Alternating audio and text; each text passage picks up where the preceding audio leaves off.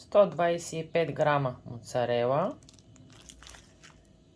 3 яйца, скир 70 грама,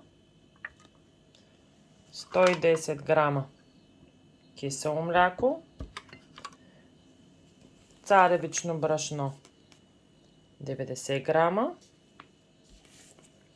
бак пулвер 5 грама или половин пакетче и 3 грама сол.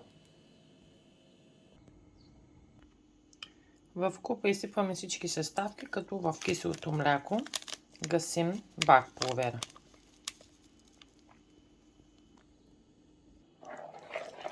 Разбъркваме. Изсипваме в подходяща форма. Аз пека във формичка за хляб.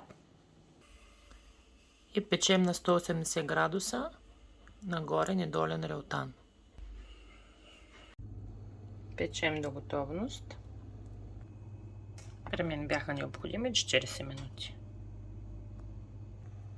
Така изглежда отвътре. Аз го обичам по-сочен. Вие, ако искате, може да го изпечете 45 минути. Добър апетит!